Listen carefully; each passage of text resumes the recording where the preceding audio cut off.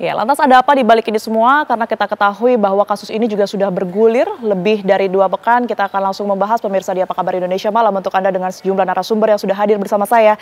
Yakni sudah ada Komjen Pol Purnawirawan Ugro Seno yang merupakan Wakapolri tahun 2013-2014. Selamat malam Pak Ugro. Selamat malam Tiara. Baik, terima kasih sudah hadir. Kemudian di sebelahnya sudah ada Mbak Hanifah Hasna, kriminolog dari Universitas Indonesia. Mbak Ifah, sehat? Malam Mbak, sehat alhamdulillah. Oke, alhamdulillah. Di sebelahnya sudah ada Mas Kirdi Putra, pakar mikro ekspresi. Selamat malam Mas Kirdi. Malam. Oke, saya ke Pak Ugro terlebih dahulu, izin Pak. Kalau kita lihat ini kasus sudah terpantau lama begitu ya, lebih dari 2 pekan. Kalau Anda mengikuti tentunya juga turut memantau update perkembangan setiap harinya, termasuk juga fakta-fakta terbaru mulai dari CCTV baru di rooftop, kemudian juga ada lakban yang kemudian ternyata diakui oleh pihak keluarga ini ada di rumahnya. Rangkaian ini apa yang paling mengusik Pak Ugro sebagai mantan penyidik begitu ya mengenai seluruh fakta ini? Iya, saya katakan sejak awal begitu ditemukan mayat atau jenazah, ini kasus ini 50% bunuh diri, 50% dibunuh. Oke. Ya. Kecelakaan coret berarti ya Pak ya? Ya. Kecelakaan berarti tidak nggak ada, mungkin? nah, ditemukan meninggal kan nggak ada saksi dan sebagainya. Jadi setelah ditemukan itu, pengolahan tempat kejadian harusnya lebih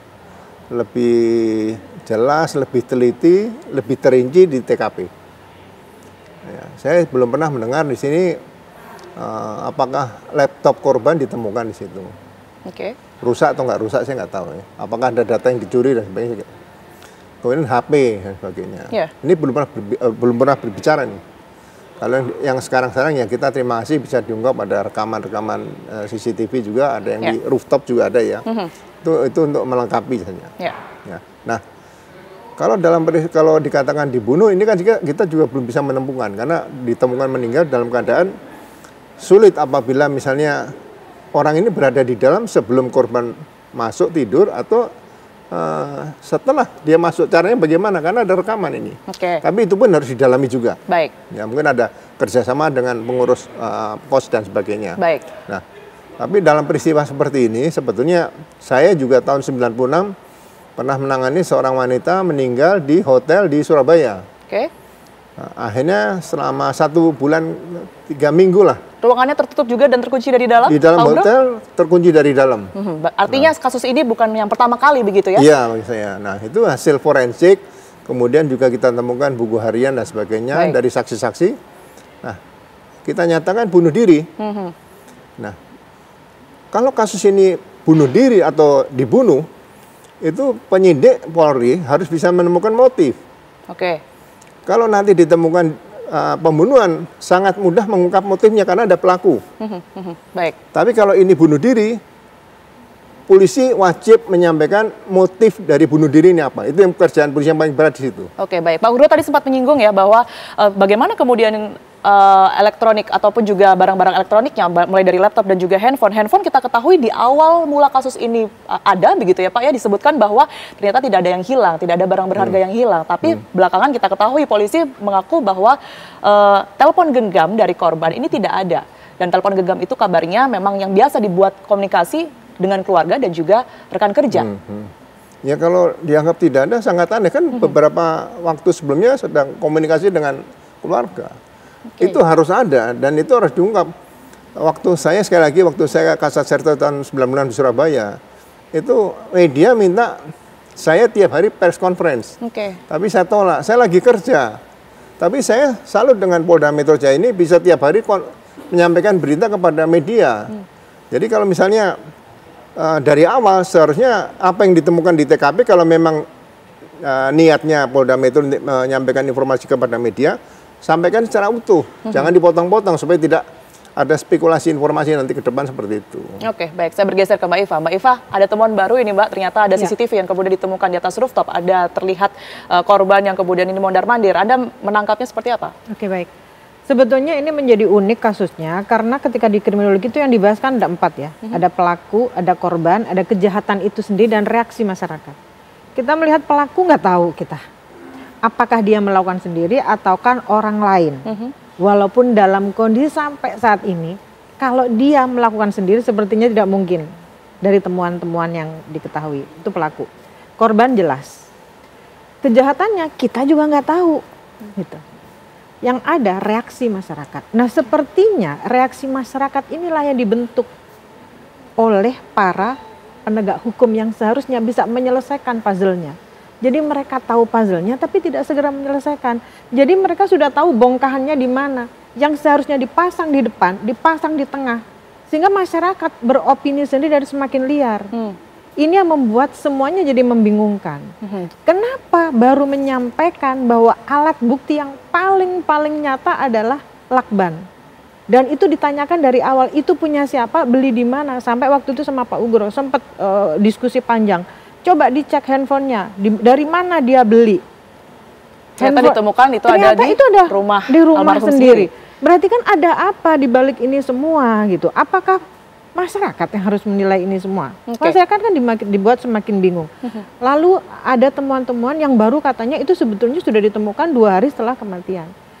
Ini kan nggak make sense banget gitu loh. Jadi sebetulnya mau diarahkan kemana? Jadi stage bunuh diri pasca pembunuhan itu semakin nyata. Jadi ini memang semakin nyata itu berarti kan memang ada skenario seolah-olah dia itu bunuh diri pasca pembunuhan. Dari seluruh bukti digital, izin saya ke Mas Kirdi, dari yang kemudian ditemukan Mas Kirdi, apakah iya tadi sepakat dengan Mbak Iva bahwa ini sebenarnya diarah ke, jangan-jangan bisa diarahkan ke bunuh diri atau malah sebaliknya? Anda melihatnya seperti apa? Gini, sederhana ya, sebetulnya saya setuju dengan Mbak Iva tadi bahwa sebetulnya semua barang bukti, semua katakanlah apakah itu rekaman CCTV, apakah itu kemudian semua gadget dan sebagainya, itu kan begitu ada kasus langsung bisa diamankan. Dan buat saya itu adalah SOP sepertinya, harusnya seperti itu. Dan kalau misalnya mau diungkap, itu bisa diungkap secara langsung atau memang dibuat katakanlah, setelah seminggu ini kita akan lakukan update misalnya seperti itu. Tapi ini kan enggak. Saya sepakat dengan kata-katanya Mbak Iva tadi bahwa ini jadinya apa sih gitu loh. Ini jadinya sebuah dibikin cerita bersambung yang dimana semua orang bisa ikut urun rembuk suka-suka dia, bisa diliar kemana-mana. Terus tapi pertanyaan saya yang paling diuntungkan jadi siapa di sini? Itu dia gitu pertanyaannya. Tapi saya mungkin minta Mas Kirdi untuk kemudian ini mengomentari salah satu video yang tentunya viral begitu ya. Mengenai CCTV Mas, Anda mengartikan ini seperti apa sebenarnya? Melihat gerak-gerik pelaku sekalipun itu jauh sekali ya. Kita tidak bisa melihat jelas ekspresinya, tapi Mas Kirdi, apa yang bisa diinterpretasikan dari sini? Ini nggak berdiri sendiri nih. Kalau kita bicara tentang analisa dan kita basisnya nggak boleh pakai opini atau persepsi orang, harusnya pakai data.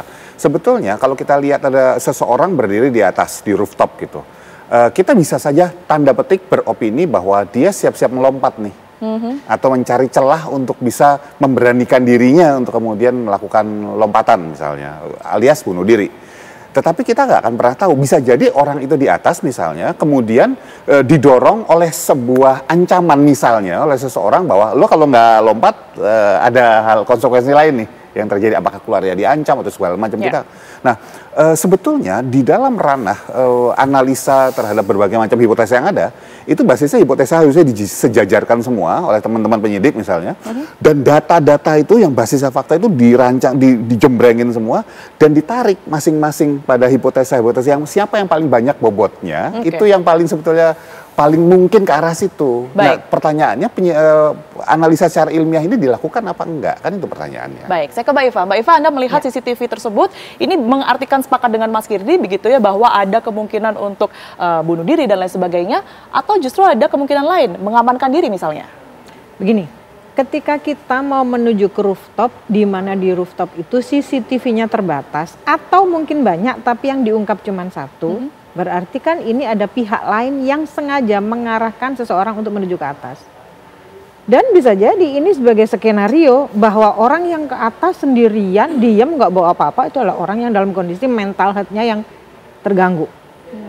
Sehingga masyarakat digiring untuk menyepakati bahwa dia punya masalah pribadi.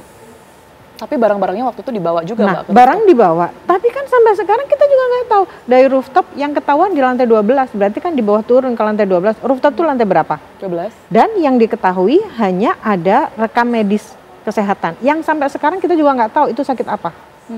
Gitu. Berarti, nah yang paling penting adalah penemuan utama, alat utama kan sebenarnya handphone. Siapa yang mengarahkan dia ke sana? Ada apa dia ke sana? Bagaimana dengan email-emailnya? Ada temuan apa dengan emailnya kalau kita nggak bisa melihat handphonenya? itu diungkap nggak? Berarti kan ada kemungkinan dia ke atas tuh, yang pertama dia memang dalam kondisi stres, dia akan menenangkan diri. Apakah benar rooftop itu tempat untuk menenangkan diri, atau memang ada pihak lain yang mengarahkan ke sana untuk menciptakan alibi sehingga respon masyarakat tadi itu atau skema yang dibentuk untuk masyarakat itu menjadi lengkap dengan potongan-potongan bukti-bukti yang ada sampai sekarang. Oke, baik. Kalau dari sudut pandang pihak kepolisian, khususnya mungkin mantan penyidik ini seperti apa Pak Ugro? Mengenai CCTV yang menunjukkan korban ini sudah berada di rooftop, apakah memang untuk apa yang tadi disebutkan oleh Mbak Iva, untuk setidaknya menenangkan diri terlebih dahulu, atau justru sebaliknya, ada ancaman sehingga ia lari ke atas rooftop? Ya, kalau di rooftop, lari ke rooftop ya, pergi ke rooftop itu sebetulnya yang bisa kita lihat harus bisa dibuktikan motifnya apa. Dia mau berangkat menurut informasi menjadi anggota staf di kedutaan Helsinki. Apakah dia ingin berpisah dengan Jakarta, mengatakan di atas seperti itu bisa. Motifnya nih. Tapi kalau dia mau bunuh diri, kan pasti juga ada motifnya. Ngapain harus bunuh diri dari situ? Ya kan? Tapi kalau ada pihak lain, tadi diungkap. Mungkin dari HP bisa diungkap, karena sekarang isi HP belum dibuka. Apakah ini memang dirahasiakan, tidak dibuka? Karena hilang kata pihak kepolisian, Pak. Dan baru terinformasi. Kalau dinyatakan hilang, siapa yang masuk TKP pertama? Itu kan bisa kena pasal 221 KUHP. Menghilangkan barang bukti kan gitu. Sekarang lagi musim nih, obstruction of justice. Bisa dikenakan di situ. Petugas petugas kos dan sebagainya. Yang masuk pertama kali gitu loh. Karena satu yang belum saya lihat di sini, lakban itu, apakah dililitkan utuh nih? Satu roll itu sampai habis, sampai kena, sampai kalau tidak selesai mungkin sampai leher dan sebagainya, kalau itu bunuh diri misalnya gitu, atau dibunuh. Karena kalau lakban itu tidak dipotong gunting, guntingnya nggak ada sampai sekarang. Ya kan, apa ada cutter dan sebagainya. Kalau sedang pakai lakban kemudian ditarik-tarik susah. Dan kalau misalnya bunuh diri, apakah dia memang pernah mempelajari cara bunuh diri yang nikmat juga kan kita nggak tahu. Tapi kalau bunuh diri misalnya dalam saat sakaratul maut itu, apakah bisa pakai selimut dengan tenang dan sebagainya? Ini kan perlu dipelajari semua. Jadi sekali lagi, kalau dinyatakan itu dibunuh, ya motifnya harus jelas. Kalau katakan bunuh diri, motifnya harus jelas. Kalau dinyatakan bunuh diri tidak ada motif, sangat tidak masuk akal. Oke, itu yang kita nantikan bersama begitu ya Pak Groyo. Nanti saya juga tertarik ke Mas Kirdi. Mas Kirdi, ini banyak juga yang menyoroti pihak penjaga kos ini Mas, karena responnya dianggap berbeda jika kita bandingkan dengan bagaimana kemudian respon orang pada umumnya melihat jasad yang tidak wajar begitu ya. Kita akan hadirkan untuk Anda pembahasan saat lagi untuk Anda pemirsa di Apa Kabar Indonesia Malam. Anda kembali di Apa Kabar Indonesia Malam, pemirsa. Saya akan langsung kembali mengarah ke Mas Kirdi. Mas Kirdi, tidak hanya apa penyebabnya ya, tetapi di sini juga disoroti pula penjaga dari kos-kosan Arya Daru Pangayunan yang kemudian memunculkan pertanyaan publik, sebenarnya tahu tidak penyebab dari kematiannya? Karena ada video juga ya yang kemudian ini beredar di media sosial, mungkin Mas Kirdi juga sudah pernah melihat sebelumnya respons dari penjaga kos ketika membuka pintu begitu ya, membuka pintu kos dan melihat ada jasad dengan terbungkus lakban kuning. Ini kan tidak wajar begitu. Anda menganalisanya seperti apa? Jadi kalau kita lihat kan ada rekaman video bahwa kemudian dia bilang bahwa oh ada lakbannya, terbungkus lakban kayak gitu. Banyak yang kemudian kita main yang drama dulu deh tadi yang sebut. Ya netizen yang bilang misalnya, oh nggak terkejut, jangan-jangan terlibat, jangan-jangan ini, jangan-jangan. Semuanya itu kan jangan-jangan. Kita bicara spekulasi. Sementara basis analisa nggak boleh pakai jangan-jangan. Basis data. Nah kalau kita perhatikan ekspresi wajah terkejut itu salah satunya adalah bibir terbuka secara cepat dan kemudian respon kalimatnya kalau misalnya ditanya apakah respon kalimat itu terkejut, gini. Ini kita sambil lihat videonya ya, Mas Kirdi ya, yang ditayangkan di televisi. Baik, silakan Mas Kirdi. Nah, kalau ditanya, gerakan-gerakan yang ditampilkan oleh si penjaga kos ini ketika keluar, itu buat saya masih masuk akal bahwa dia terkejut. Karena orang terkejut itu kan responnya bisa fight, flight, freeze. Kan gitu, bisa diem nggak bisa apa-apa, bisa fight, istilahnya menyerang orang yang atau sesuatu ancaman yang ada, atau kemudian flight, kabur. Buat saya respon orang ini yang kemudian menyalakan lampu segala macam itu adalah menjauhi tempat itu sudah menunjukkan bahwa dia cukup berespon takut sih, menurut saya lebih cenderung takut dibanding kaget. Jadi kalau ditanya dari ekspresi wajah turun ke bawah itu memang merupakan surprise, tapi tegangnya di samping sebelah sini itu takut. Jadi buat saya orang ini memang takut dan benar baru melihat kejadian ini baru sekali ini di dia. Baik. Nah, untungnya direkam. Sehingga tadi kemungkinan untuk merusak ngambil sesuatu segala macam itu terekam. Tapi kita nggak tahu sebelum rekaman ya. Saya lagi ini teman-teman di kepolisian, penyidik yang perlu mengklarifikasi ini semua sebetulnya. Oke, baik. Kalau dilihat mungkin dari gerak tubuhnya ya, kalau selain ekspresi ini kan juga ada mungkin dari tangan dan juga gerak tubuh lainnya. Responsnya ini berarti menurut Mas Kirdi masih dalam artian bahwa orang itu terkejut melihat objek yang ada di depannya, begitu ya? Tidak bisa dikategorikan bahwa dia pura-pura terkejut. Nah, gitu. itu dia. Enggak. Bisa nggak sih ada orang yang mengatur itu? Bisa, kalau dibilang pura-pura terkejut itu bisa. Tapi kalau dari yang ditampilkan oleh video tadi, buat saya responnya cukup genuine kok untuk dia takut lebih besarnya terkejut, tapi lebih besarnya takut. Oke. Untuk apa yang barusan dilihat sama dia. Baik, ada juga video yang menampakkan dari samping ya, mungkin Mas Kirdi juga sempat melihat. Ini video serupa, kalau yang tadi dari handphone, ini dilihat dari CCTV. Atau ya CCTV. Ini Anda melihat bagaimana? Karena ada 2 orang yang ada di situ, sementara yang merekam ini apakah juga menunjukkan tanda-tanda tertentu yang menandakan bahwa ini pertama kali dia melihat sosok seperti itu? Jadi kalau kita bicara tentang kedua orang ini, kondisi kedua orang ini, saya tidak melihat ada sebuah respon yang kemudian benar-benar dibuat-buat di sini. Respon orang ini benar-benar istilahnya bingung kalau yang megang handphone. Itu cenderung bingung ngapain ya, gitu loh. Cenderung seperti itu. Bukan kemudian masuk, kemudian merekam dan segala macam itu, malah itu cari antara dia sudah tahu atau cari popularitas. Tetapi ini kan tetap di situ mendekat, tidak berani masuk lebih jauh dan lain sebagainya. Jadi buat saya apa yang ditampilkan itu benar-benar respon orang-orang yang baru pertama kali melihat kejadian itu. Dan sekali lagi saya selalu bilang bahwa sebetulnya paling gampang, paling efektif adalah rekaman CCTV-nya bawa ke ahli digital forensik, dilihat ditemper apa enggak datanya, apakah sudah diedit sehingga ceritanya itu kejadian mungkin bukan hari itu kemudian ditimpa dan sebagainya, kan sederhana sebetulnya. Baik, itu sebenarnya bisa semudah itu begitu ya kalau kita berpikir ke sana. Mas Kirdi, saya akan konfirmasi ke Pak Ugro. Pak Ugro, apa sih sebenarnya yang membuat ini semua menjadi rumit? Kalau tadi Mas Kirdi bisa mengatakan begitu ya, sebenarnya dilihat dari CCTV sudah jelas, kemudian juga barang buktinya juga sudah jelas. Apa yang membuat polisi begitu lama, lebih dari 2 minggu untuk menyelesaikan ini? Ya, menurut saya jangan saling menunggu. Ini sedang diperiksa oleh dokter forensik. Ini sedang diperiksa oleh misalnya ada digital forensik. Semuanya paralel antara penyidikan di lapangan, penyidikan secara saintifik, kemudian secara forensik jalan semua. Seperti contoh begini. Tadi saya katakan mungkin gunting. Sampai sekarang tidak ada yang bicara gunting. Apa tidak ada gunting dari awal? Ya.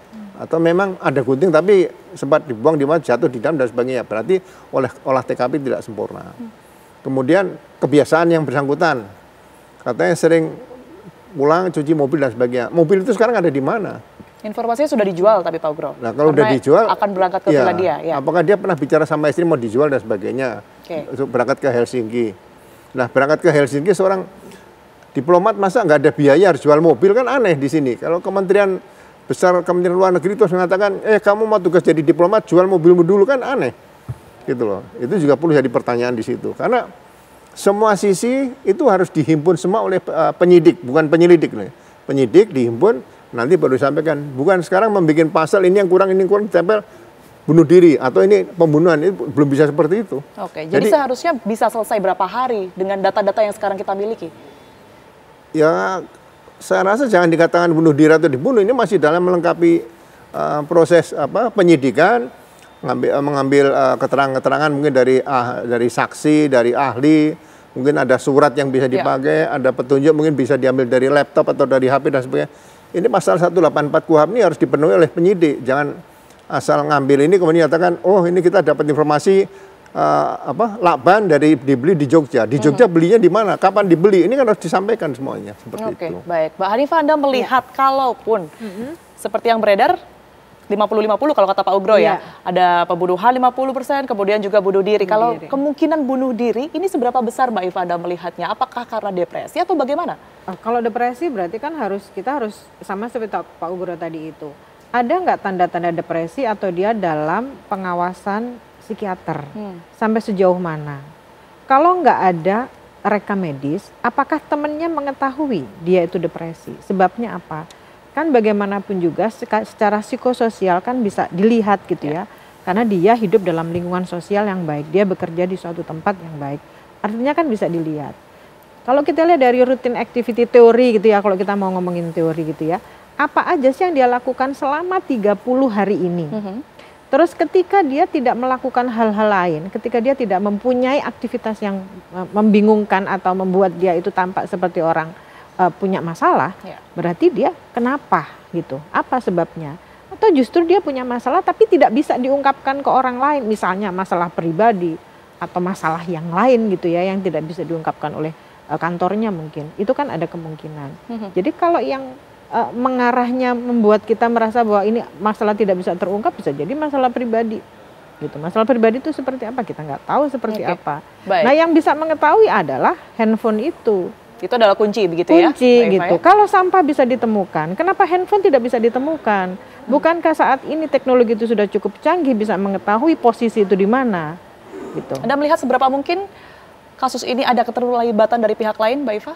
Mungkin Kalau salah satu dari hilangnya handphone, kemudian juga lokasi area daru di rooftop misalnya. Kalau kita melihat, jangan sampai di rooftop, dari tempat kejadian aja, atau dari kondisi korban aja. Kalau dia melakukan bunuh diri, sepertinya itu menjadi sangat-sangat kecil gitu kemungkinannya. Karena ketika dia melilit, kan ada ketika dia ada reptilian brain-nya itu aktif, dia pasti akan meronta dan tidak akan ditemukan dalam posisi yang simetris gitu. Ketika ini dalam kondisi yang simetris berarti kan ada sesuatu. Tetapi kan kita nggak tahu bagaimana kondisi korban itu ketika ditemukan. Kan katanya tidak ada luka. Nah, ketika tidak ada luka, siapa yang pegang terakhir sehingga dia menjadi saksi kunci atas kondisi tubuhnya? Apakah kita bisa melihat atau mencari tahu dari yang memandikan jenazah? Karena dia yang memegang badan terakhir dari korban itu. Nah, ini juga belum dimunculkan. Saya khawatir ini akan dimunculkan ketika opini publik udah kemana-mana, baru dimunculkan ini. Setelah banyak spekulasi begitu ya? Nah gitu. Jadi masyarakat sekarang menjadi sangat-sangat repot karena harus jadi detektif swasta. Itu yang kita hindari.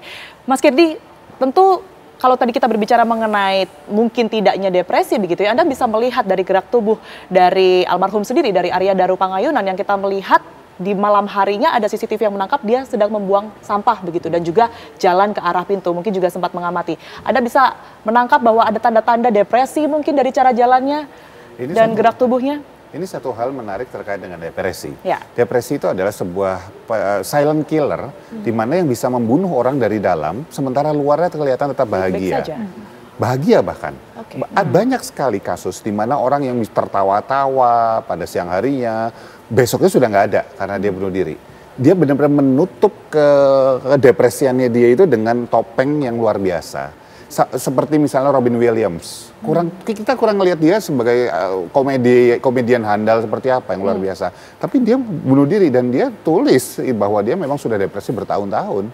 Jadi maksud saya nggak akan kelihatan kalau kita cuma lihat dari fisik luar. Saya sepakat dengan Mbak Iva tadi bahwa yang harus ditanya itu adalah teman-temannya, orang-orang dekatnya. Dan bahkan kecurigaan bahwa kenapa istrinya sampai ngotot penjaga kosnya untuk ngawasin, ngetok mungkin, memastikan.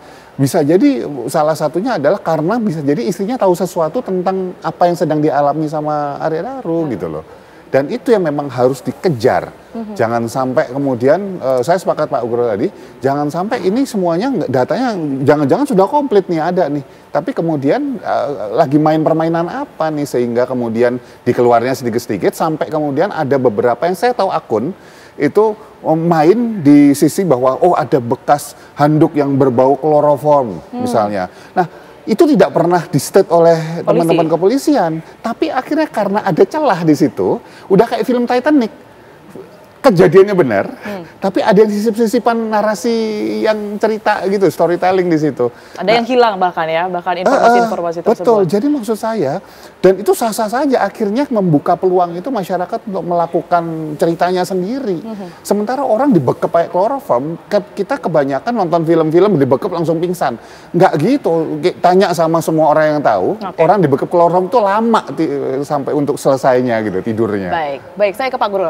Pak Ugro, kalau Anda melihat dari lamanya kasus ini terungkap, kemudian juga kalau tadi Mbak Iva mengatakan bahwa ada fakta-fakta yang harusnya sekalian aja dikeluarin di depan, tapi ini kenapa jadi kesannya dicicil gitu ya Pak ya? Apa betul pertanyaan Mas Kirdi tadi bahwa ada sesuatu yang ingin ditutupi oleh pihak kepolisian dalam hal ini? Ya, keganjilan-keganjilan yang disampaikan oleh aparat biasanya itu menjadi catatan publik. Itu pasti suatu saat jadi pertanyaan. Saya sedikit bertanya gini Mas, Mbak, apakah kebiasaan istri itu kalau setelah ditelepon suami itu akan telepon balik? Kalau telepon balik sekali nggak diangkat, biasanya tidak akan minta bantuan petugas di situ. Ya. Ini kemungkinan ada satu konflik, ada bicara yang tidak tuntas antara suami istri, kemudian langsung tutup misalnya ini minta bantuan, terus nggak bisa diangkat-angkat lagi seperti itu. Jadi kuncinya sebetulnya adalah komunikasi, ya tidaknya dengan istri, dengan kawan-kawan dekat almarhum, baik kawan kantor atau kawan lainnya. Ini perlu dibuka semuanya. Jadi hal yang baik dan yang buruk ini tidak mungkin orang akan menahan sendiri. Karena dia tugasnya, saya lihat dari keterangan dari Pak Direkturnya di Kementerian Luar Negeri itu, Direktur Perlindungan misalnya, itu orangnya sangat baik, foto di mana, di Turki, di Irak, kemudian satu lagi di mana itu yang sangat senang sama anak-anak dan sebagainya. Nah ini masalahnya masalah apa? Kalau dia bisa melakukan tugas dengan baik, pasti kan dari Kemenlu tidak bertugas sendirian. Nah, teman dekatnya ini perlu didalami juga seperti itu, gitu. Jadi memastikan apakah memang ini ada pembunuhan itu adalah dari kawan dekat dan keluarga sendiri yang bisa cerita. Tapi kalau bunuh diri, nah motif-motifnya nanti bisa dilihat misalnya itu dia mobil yang menarik. Dijual, kemudian biasanya orang kalau meninggal tanda-tandanya lain ya. Tapi kalau bunuh diri itu ya supaya tidak jadi beban apa misalnya ini saya pikir mobil kesayangan kok tiba-tiba dijual, apakah dalam rangka mau ke Helsinki atau itu tadi. Orang lain. Itu yang akan saya tanyakan ke Mbak Iva. Mbak Iva, tadi kita sudah membahas 50% kemungkinan dari bunuh diri begitu ya. Bagaimana kemudian kemungkinan lain dari 50% lagi yang bisa menjadikan bahwa Arya Darupa yang Ngayunan ini bisa jadi dibunuh begitu ya. Motif-motif apa sebenarnya? Kita akan bahas saat lagi untuk Anda pemirsa di Apa Kabar Indonesia Malam. Masih di Apa Kabar Indonesia Malam, pemirsa, saya akan langsung ke Mbak Iva. Mbak Iva, kalaupun bunuh diri 50% dari Pak Ugo tadi ya, ini apa motifnya menurut Anda? Sebetulnya motif itu kan yang pertama ada material sama instrumental. Material itu segala sesuatu yang berhubungan dengan kedudukan, harta benda gitu ya. Kalau instrumental segala sesuatu yang berhubungan dengan psikologis, cinta, cemburu, dendam, dan lain-lain. Nah, bagaimana saya bisa menentukan ini motifnya seperti apa kalau alat-alat buktinya tidak ada gitu. Sementara ini yang bisa di blow up kan hanya terkait dengan profesi korban. Oh mungkin karena beliau punya akses sensitif atau data-data sensitif gitu. Tapi terkait dengan hal lain, instrumental tadi itu, masalah keluarga mungkin atau masalah yang lain kita tidak bisa menyampaikan. Tapi dua hal itu yang mungkin harus dicari. Kalau gitu. dibunuh? Kalau dibunuh ada dua hal itu. Berarti kan kejahatan itu ya dua itu sebetulnya secara luas ya, walaupun bisa dipotong-potong lagi jadi seperti apa gitu. Nah, kalau dibunuh maupun dia bunuh diri ada dua hal itu. Gitu. Selain yang kita lihat ya, yang berkeliaran di sosial media ini kan berbagai macam spekulasi, ada yang kaitannya dengan kepentingan negara, misalnya TPPO kita buka saja begitu ya Mbak Iva ya. Kemudian juga kaitannya dengan pekerjaan dan juga asmara. Ini mana yang paling mungkin menurut Anda?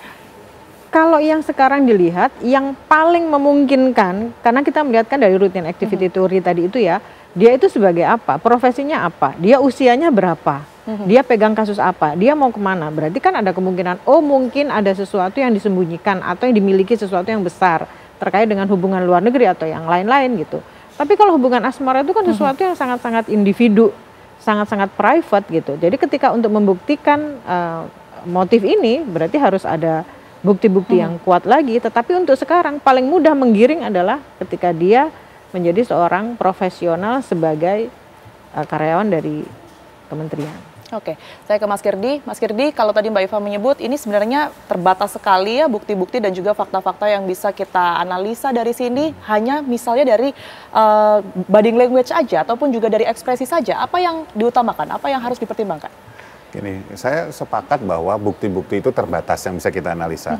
Tapi kan sisi kita Pertanyaannya, apakah bukti-bukti semuanya sudah dibuka seterang-terangnya kan gitu? Itu pertanyaan sederhana aja dulu. Kita bisa menganalisa body language, mau sampai besok juga bisa dia harus cara dia jalan, cara tadi orang terkejut takut. Tapi gitu. tidak bisa menjadi satu-satunya yang kemudian ini dibuat pegangan ya? Tapi kalau misalnya masyarakat diminta untuk kemudian fokus di situ dan menciptakan ceritanya sendiri, ini bisa 1001 cerita dengan 1001 kemungkinan. Orang percaya mana? Bisa jadi ini ke 1002 nantinya jangan-jangan. Nah, saya sepakat dengan Mbak Iva dan Pak Ugro bahwa ini kemudian harus dibuka seterang-terangnya dan dibiasakan open information ke publik gitu loh. Ya. Sehingga perlu ada sebuah, saya nggak tahu ya, mungkin Pak Ugro bisa menjelaskan nanti, bisakah sebuah desakan dari apakah lembaga mana sekali gitu ya untuk membuat teman-teman di kepolisian ini jadi lebih terbuka untuk sebuah kasus.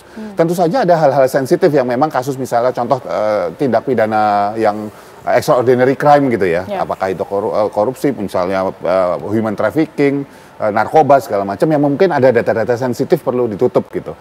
Tapi kan kalau ini pembunuhan tentu saja di ranah publik.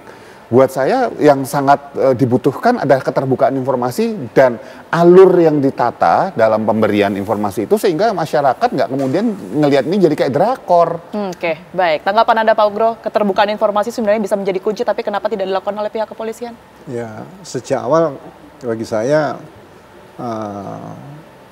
penyidikan itu tidak perlu untuk konsumsi publik terlalu utuh semuanya.